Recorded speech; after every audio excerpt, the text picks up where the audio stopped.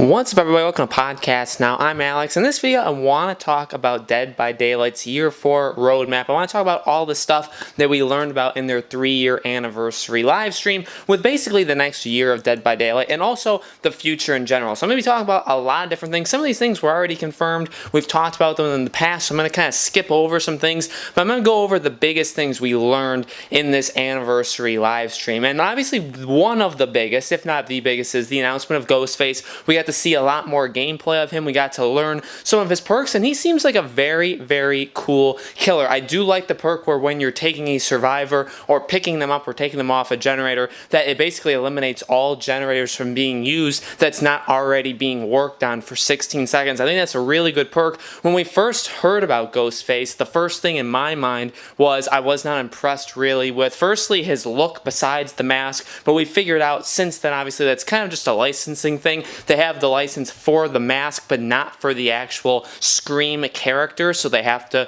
kind of rework his body. So that's fine, there's nothing they can really do about that. But one of the major other things I talked about in that video where I talked about Ghostface was the perks or his abilities didn't seem all that strong. I think overall they're a lot better than what was originally said, or at least I think we only got one perk that we already knew, but especially his ability basically as a stalker, basically to be able to crouch, be able to look around corners, kind of to do the Michael Myers thing where you can mark the person and then you can see them afterwards. Really cool. I think he's going to be a very, very cool character to play. I think people are very excited. I'm very excited myself, the fact that we just get this character. And they talked about that too. I mean, no matter what the perks or abilities this character has, basically the fact that they're having him in the game is a really big thing all on its own. The second, I think, biggest thing in this announcement was the Freddy Rework, which we kind of knew was already going to happen. Again, a lot of this stuff was talked about in the past, how they're going to rework some of the maps or kind of go over things. So Freddy being reworked seems really, really cool. And from what they talked about with him,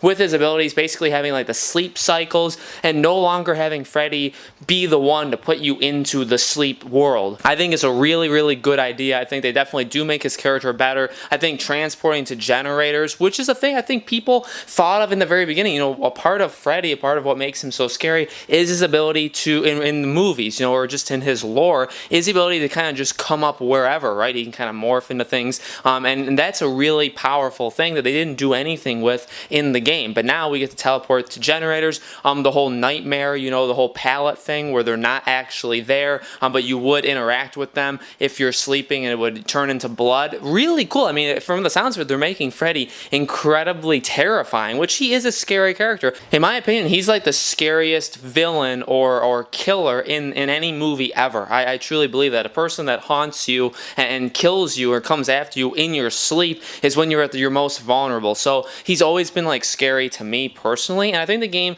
did, especially his look, really well, but the whole point in this, I think he really, really seems a lot more scary. Now, the rest of the live stream was a little bit of like filler stuff. There was that band that played quite a bit, and they had a lot of people talking about the game overall, but the other things basically was the life of Dead by Daylight for year 4, and that's kind of where I want to take the rest of this video and talk about, my impressions of it and what I see as the future. I'm glad they're doing what they're doing. I'm glad we're getting 4 more chapters, 3 more, counting, if you don't count Ghostface. We got the release date to Ghostface, June 18th. We got the release date for the Nintendo Switch version, September 24th. We have a mobile version. I don't really like that they're doing that. I don't really care, though, that they're doing it. So, that's kind of, out there. Again, the map rework, getting 2 new maps. So we're not going to get a new map with Ghostface. It's just going to be him. They also didn't talk about a survivor that comes with him. So I don't know if that is confirmed or anybody else is saying anything like that. But it can't, for the people who were hoping it would be Sidney Prescott, like me, I was hoping it would be that too. That seems to not be the case, because again, I don't think they have licenses for anything in the films. They only have the mask, which is a separate company altogether. But really, one of the main things they talked about, reworking again the rankings. They talked about the rules. They talked about, adding things to do with the archives. They're adding so much to this game, trying to improve it, trying to improve how the game looks, how the game runs, having player lobbies, with your friends so you don't get disconnected every time something fails, balancing issues. They're working on this game very, very hard. The biggest question I have is, it's weird to say because I want to say what about the future, and that's basically what this entire live stream was about, right? Was talking about the future, but I'm more interested in the long term future. We know this next year, we know they're going to get a new chapter. We're going to get a new chapter every 3 months. So late September we'll get somebody else, and it's going to keep going. There'll be, the game will continue to run smoother, look better, be reworked, all of these things, the things that people have always had problems with. But are they going to keep doing this year after year after year? So this was the year 4 roadmap. Are they having a year 5 roadmap? And more importantly, is there work on a Dead by Daylight 2? Now, I think last year I made a video, or close to last year, I made a video talking about this over the summer, that is it possible that we'll get a Dead by Daylight 2. And I'm pretty sure when I made that video, I looked into it in terms of leaks or rumors, and I thought I saw back then that there was some sort of talk going on in terms of like in their servers or whatever, that they are working on a new thing, that they could be ramping, or even like job listings, that they could be ramping up to eventually make a second game.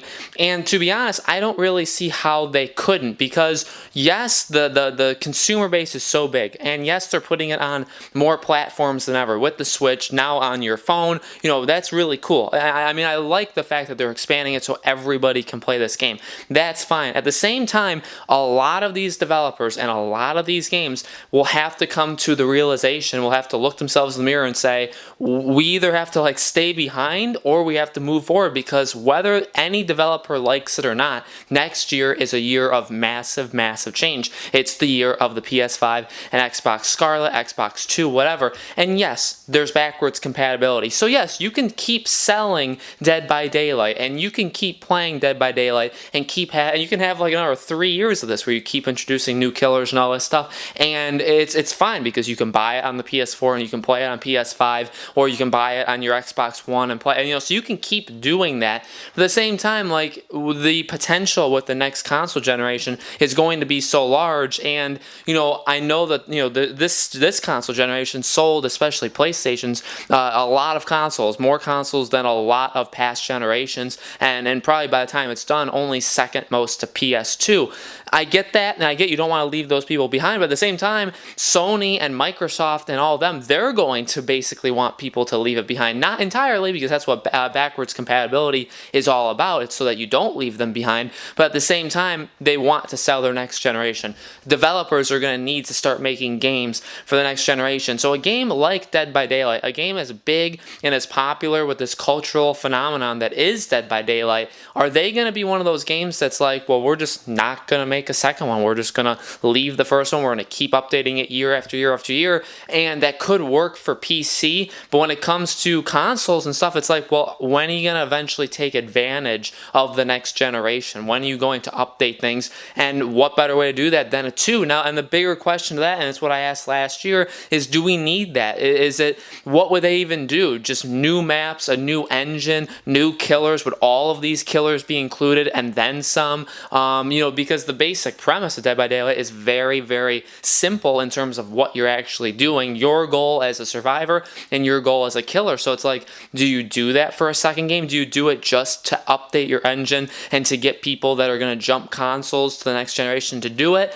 I mean, you started on PC, so do you even care about the consoles? It's a big question. It's a very tough question, and I'm a little disappointed they didn't announce anything, but again, it's what I've talked about with so many other videos with the games in general, that they can't announce. Nobody can really talk about that they're making a game for the next generation. All these 2020 games, 2021 games, you're not hearing anything from them because they can't come out and say, we're coming out on PS5, because you can't announce that because Sony hasn't announced it. So I think it's leading to a lot of game developers being very quiet. I think once the floodgates open, that we do have a next generation of consoles, then we'll start to get a lot of announcements. So I didn't expect Dead by Daylight. I didn't expect their creator to say, we're working on 2, but I was looking for something like, we have this year 4 roadmap, and we're always looking, and we are looking currently at making this game last past just 4 years. Like we're working on some really big things. Could be looked at that it could just be more chapters, or it could be looked at that they're making a new game. So honestly, that's my biggest takeaway. I love the Ghostface thing. I like the Freddy rework. I like that they're listening. A lot of game developers seem nowadays to be listening to people, which is great. It's a great world that we live in, that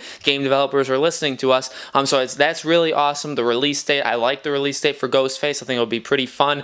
Middle to late June to be able to play as him. That's really awesome. But I'm more interested in the future, and that's, the biggest part of what I wanted to talk about in this video. So I want to hear from you guys. What did you think about all the announcements that we learned with Ghostface, with Freddy, with the maps, with the performance issues, and all that kind of stuff? And what do you think about Dead by Daylight in the future? Where do you think this game franchise goes? Let me know. Make sure you guys subscribe to our YouTube channel Podcast Now. Hit the bell icon. And thank you so much for watching. We cover Dead by Daylight all the time on the channel. I live stream the new killer every time they are out. I also have a tips and tricks video for every new killer. So Ghostface will be exactly the same. We'll be live streaming him and having a tips and tricks video, as well as Freddy when that comes out. So thank you guys so much for watching, and I'll see you on the next video.